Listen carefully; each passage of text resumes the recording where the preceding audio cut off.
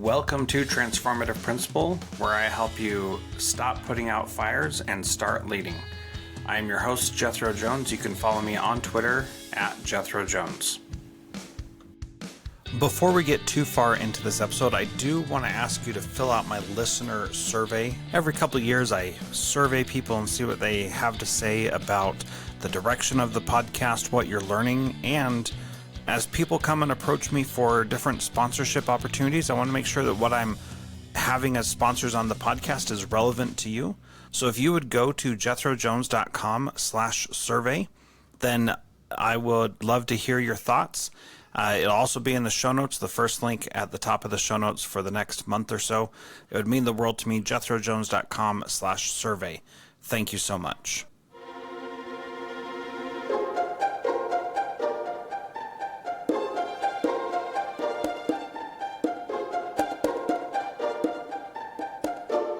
Welcome to Transformative Principal. I am excited to have on the podcast today Christopher Jones. He's been an educator in Massachusetts for 21 years. He just finished his 13th year as a building administrator, and true to his why of improving the educational experience for as many people as possible by being purposeful, acting with integrity, and building character, he is the principal of Whitman-Hanson Regional High School in Whitman, Massachusetts. Chris is also an Influence 100 Fellow and a Vice President of the Massachusetts School Administrators Association. Chris hosts a podcast, regularly appears as a guest on educational leadership podcasts, blogs, is active on Twitter, and vlogs on a weekly basis as a way to reflect on his progress, share his story, and get others to think about different perspectives. His overarching goal is to positively model continuous improvement in all facets of life by being purposeful, acting with integrity, and building character. Chris, welcome to Transformative Principal. Oh, thank you, Jethro. I couldn't be happier to be on here. I really appreciate you taking the time to sit and have a conversation with me. Well, I am happy to. This is actually your second time on the podcast, and we're going to go way back in time to episode 276, and this is episode 477. And that was the last time you were on, and it's pretty amazing that it's been so long, and yet I feel like I just barely talked to you. Yeah, I mean, when you had first said that, that's hard to believe. 200 episodes, that's a long time ago. That is. that really is. So that's about 4 years in my podcasting life. So that's been a long time. And actually this one was only 2 years ago, because I forgot I did double episodes for all of 2020. So that's why it was not that long ago. So April 28th, 2019, and this one's going to be April 17th, 2022 when it comes out. So almost to the day. I know, that's pretty impressive. So here's the other part that I think is really cool, Chris, is one of the things we're going to talk about is your book, which came out recently and is called Seeing to Lead, Creating a World-Class Culture Through a Teacher-Centered Approach. And the book title, Seeing to Lead, is an acronym. What does that acronym stand for? It stands for Supporting, Engaging, and Empowering. So SEE. And because it's teacher-centric, it's supporting, engaging, and empowering teachers. Yeah. And the title of our podcast in April of 2019, episode 276, was Supporting, Engaging, and Empowering Your Staff. So you've been on this ball for a while, right?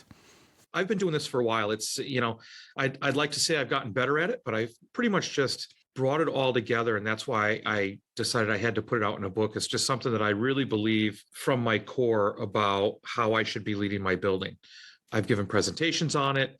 I live it in my building. So that's good to hear that I've been doing it for 2 years. It doesn't seem to go that far back, but I guess it does. Yeah, well, it definitely does. And the cool thing about this is that even back then, the cover art for that podcast episode, because every episode is different, it has your quote, which is, "I'm not a student-centered principal." And the thing that is really fascinating to me, one of the things that I say in my book, How to Be a Transformative Principal, is that a lot of things that we do in education, a lot of beliefs we have and stances we take, they don't really matter all that much. That you can be a staff-centered principal or a student-centered principal, and still have success. And it just amazes me to hear you, how strong you are about that, and how that defines who you are. And you have great success with that, right? Yeah, I mean, it's funny that you say that because in reality, we're all in this to make sure that the students get what they need to be successful beyond the halls of school. So, if that's the end goal, I think what we're looking at is just different approaches to get to the goal, which could open up a whole nother conversation about education in general. But I really believe that when I left the classroom and started moving up to assistant principal, moving up to principal, there is that old adage that you get farther away from the kids and get out of touch from the students. And I didn't want that to happen. But the way I can affect the most students is by supporting the teachers, because the teachers see the most students throughout the course of the day. No matter how hard I work, how many students I see, whatever committees or groups I set up with students, however much I'm in the halls, there's no way that I can effectively reach as many students as the teachers do. So if I get the teachers to a position where they feel supported, they're engaged about what they're doing, they're empowered to take leadership roles, to do different things like that, there's no way that type of teacher in front of a class of students, there's no way that the students are not benefiting. And so that's just the approach I take. Yeah, and I think that is really powerful. That when you recognize, I mean, that's really the power of delegation, right? That you are delegating the impact that you can have to all your teachers, and being intentional about how you do that and how you make sure that they have what they need to support your students, right? Absolutely. And it's funny that you said delegating the impact I can have on the student. I never thought of it like that until you put it like that. But that's exactly what it is. It's being intentional about making sure teachers get what they need to continually improve. Because unfortunately, whenever I say, I turn heads when I say, hey, I'm not a student-centered principal, I'm a teacher-centered principal. And they're like, what? You can't be a principal and not be student-centered. That doesn't mean that the teacher's always right and the teacher's always doing the perfect things and the onus is always on the student. That's not what that means. That means that I'm intentional about supporting teachers in the process of growth and continual improvement that they need to engage in to impact students in a successful manner. And so the idea of it's interesting that you said delegating that impact, which that's what it is.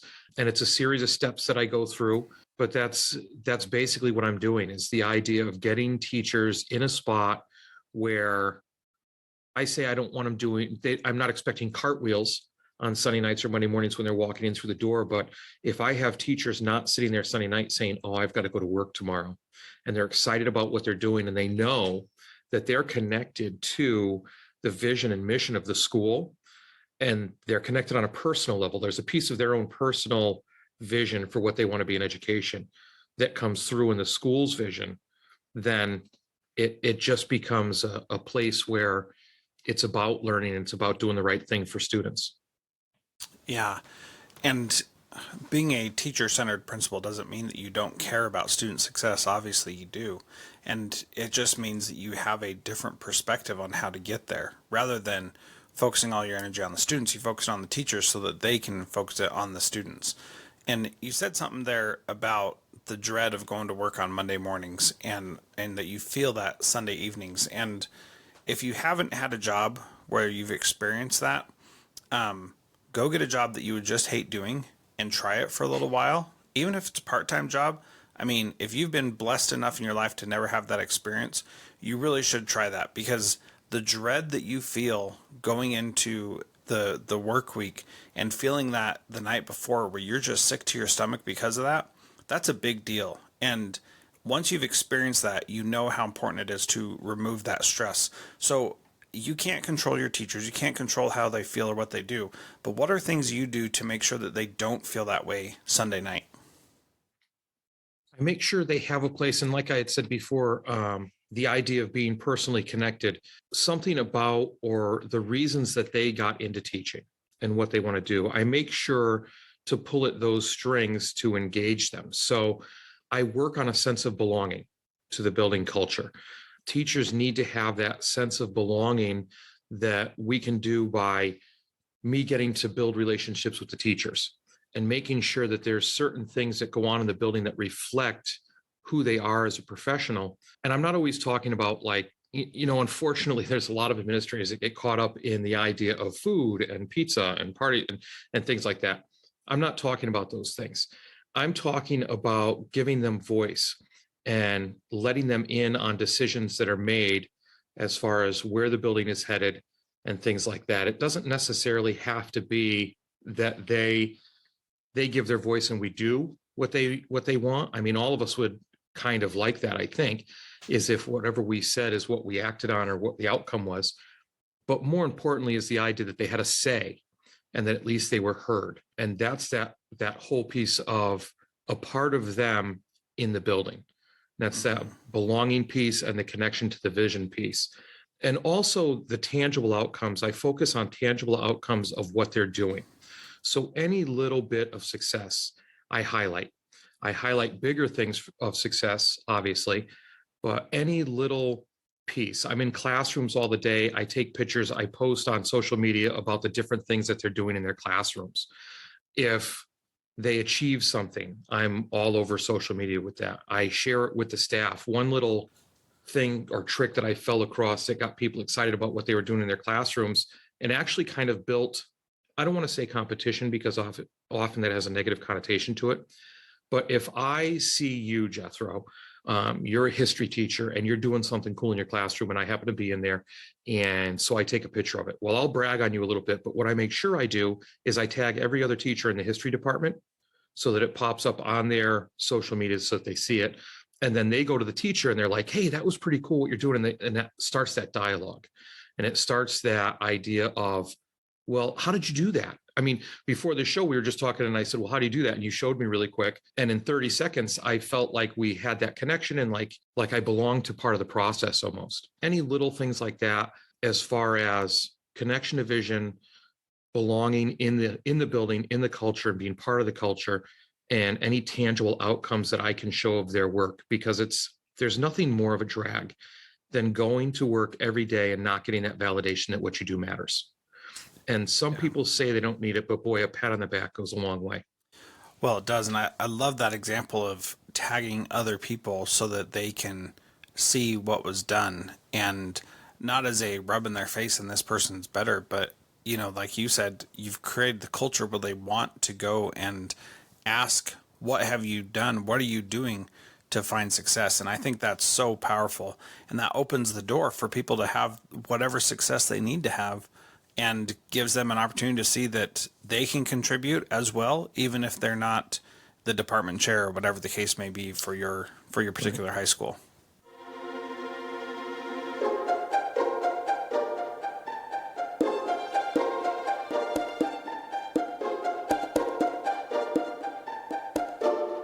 John Catt Educational supports high-quality teaching and learning by providing publications that are research-based, practical, and focused on the key topics proven essential in today's and tomorrow's schools.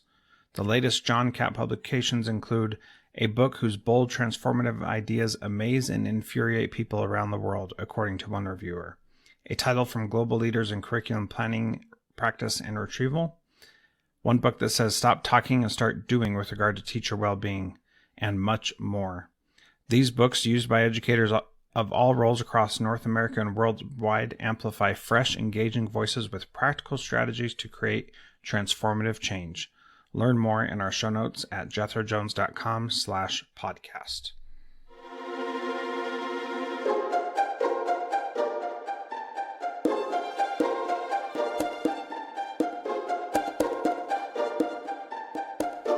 Another example of this is for professional development, right? We always talk about professional development for teachers and the one size fits all. And then people try to move away from that. But boy, if you want to get teachers engaged in what's going on around their school, have them provide professional development and really carve it out and make a big deal. We did like an in-house conference with my staff where my staff stepped forward. And it's funny, I actually talk about this a little bit in my book under the empower section, because at first I wasn't empowering them to go all the way. I still kind of kept the reins on. But when I took them off and let teachers put forward topics that were important to them, and then let the rest of the teachers in the building vote with their feet, and go to the session that they wanted to go to that was being taught by their colleague.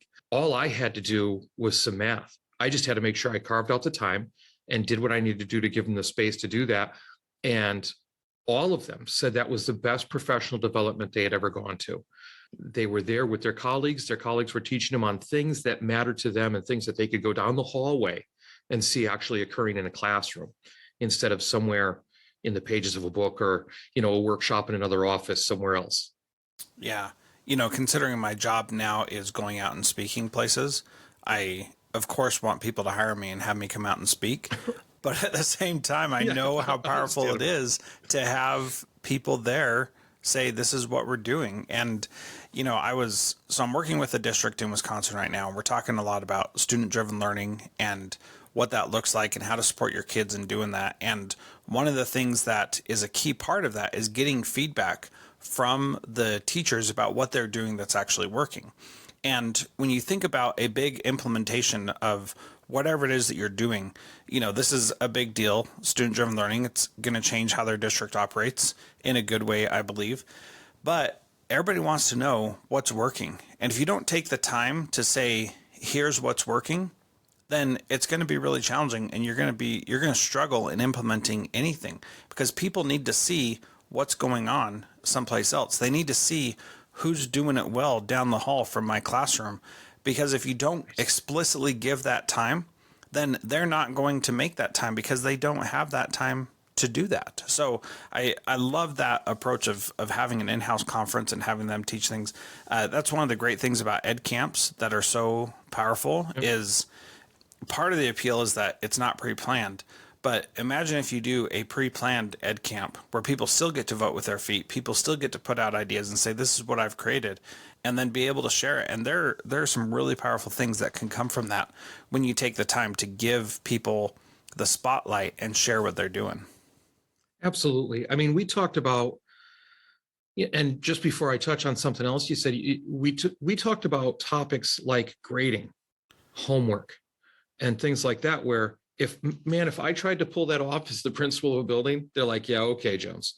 Where they hear their colleagues talking about homework and the usefulness of homework and different ways to do that and deal with that and grading and things like that. It's much more important. And you had mentioned the idea of time, right? And time being difficult, and they don't have the time to do things unless they know they work. I would also argue that they need the space. And that's something about supporting teachers. You need to get them to the spot where they know they're working with a net, for lack of a better way of putting it, that you expect them to take risks and you help push them to take risks. And then, you know what, when they fall down, you pick them up. You don't ding them on an evaluation. You don't say, well, you really messed up. You pick them up, you support them, and then you pull the wins out of that. And then you take those wins and carry those forward with you and just forget about the rest, just throw it out. I think that's incredibly important to do. It's funny, we were doing a book study, and I believe the book was Launch that we were doing a book study with. And one of the teachers, she decided to take one day a week, every Friday, and said the students can work on whatever they want, whatever interests them, as long as there's one tie back to the curriculum that they were doing it in. And it could take any form that they wanted. So projects, anything like that.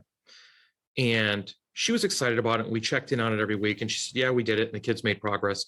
And then we got to the end, and we were sitting in the room, and she wheels in this cart with all these products. I'm talking everywhere from board games to dioramas to all these different things on this cart. And she said, well, Doc, she goes, yeah, the process worked, but I've got an issue. So I've got this one, and then I've got this one, and I've got this one. And I never planned on, how am I ever going to grade this? She said, like, they hit different parts of the rubric, but some, you can tell the kids spend hours. Others, they kind of spent some time, but she didn't think about how she was graded. So we had a conversation about, obviously you're not going to punish the kids or use a punitive grading style or anything like that, because that was on you. And she was upset. She was all wrapped up about it. And I said, not a big deal. She said, well, I screwed up. I said, no, you didn't. Just make sure that you hold the kids harmless. What did they learn? And assess them on that and move forward. and then fix it next time, but keep what you were doing because there were more kids engaged. She wouldn't have done that or taken the time to do that and learned from it if she thought that there was something behind that, where I was going to come in with an evaluation or say, well, what was that grade? Or if a parent complained, jump on her, you know what I mean? So it's the whole idea of not just time, but teachers I find need space as well.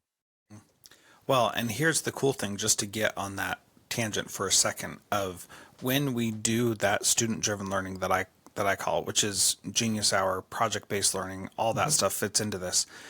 What I have found is that kids learn more at a deeper level and faster than they do when you put the expectation out of this is the standard we're trying to cover. So if you think about it, like each one of those kids has this little farm in their backyard, and each one of the standards is one specific type of plant. Some kids' corn is going to grow really, really well and is going to be amazing. Other kids' corn, they're going to plant it and it's just not going to do very well. Other kids' tomatoes are going to be out of this world amazing, but their corn is not that great. So do you hate them because they produced really great tomatoes but not really great corn? No, of course not. You appreciate whatever it is that they can cultivate in their farm, and that's all well and good. And when you start thinking about education in that way, then it becomes less about, did everybody grow corn with exactly 96 kernels on it? And that's what we're doing in education is we're trying to get them to grow the exact same corn as their neighbor. In reality, we don't want that. In our system, we want it because it's easy to measure whether or not that kid grew the 96 kernels on his ear of corn. But that's not the measure of what good corn is. That's not the measure of what we want that kid to do for the rest of their life. But when you make it a safe environment for the teacher to say, that's okay, that you don't have to worry about every kid being identical. You can worry about each kid learning the best that they possibly can. That really changes the dynamic for them and really empowers them to try those different things. And I felt like when I really arrived as a principal was when one of my teachers, shout out to Courtney Thornton, she said, Jethro, I'm doing this lesson. I've never done it before. Come do your observation while I'm doing this lesson. For my formal evaluation, like do the formal observation at this time. And I was like, man, you really want to try something brand new when your evaluation is on the line? She's like, yeah, I know that you're going to be fair. You're not going to ding me if the lesson doesn't go right, because that's not what the observation is about, right? I was like, of course not, but most teachers don't say that. And she's like, well, I think that's what we need to do. And it was great. Being her principal was the best, because she was like, here's this crazy new thing I'm trying. Come give me feedback and see how it fits in to how I'm judged as a teacher. I mean, can you ask for anything better than that? No, I love when teachers do that. That's absolutely fantastic. And there is also the idea that we get what we expect and we get what we model. So there is the idea that if I'm modeling that type of expectation with teachers, then why wouldn't they begin to model that type of expectation with their students? Mm-hmm. Where if teachers are working to learn and continually improve, and they're not getting dinged along the way, instead they're getting supported, and I'm building relationships with them to further engage them. And then the idea of empowering them, why would they not be doing that to their students if it's happening to them in their personal lives? We kind of break that rigid education of, no, these are the standards. You need to know these. You didn't get this, you get an F. Mm-hmm. It doesn't make any sense. Yeah, it really doesn't. So my final question for you, Chris, is what is one thing that a principal can do this week to be a transformative principal like you? Take some time, step back and look at your teachers, look at where they need to be supported, and help them create a map and help them build that bridge to get there on the gaps that show their map, and then engage them by helping them see a part of themselves in your culture and why that's the place for them to be. And then empower them by taking what they do and what you've given them the ability to do, or the leeway, or whatever you want to call it, and accepting that that's what they did and moving forward from there in a positive way, instead of saying, that's not the way I would have done it. accept the way they do it, and then move forward from there. Mm. Yeah, that last piece is really powerful. Accept how they do it and move forward. Yeah, because their idea is going to be different than yours. That's really awesome. All right.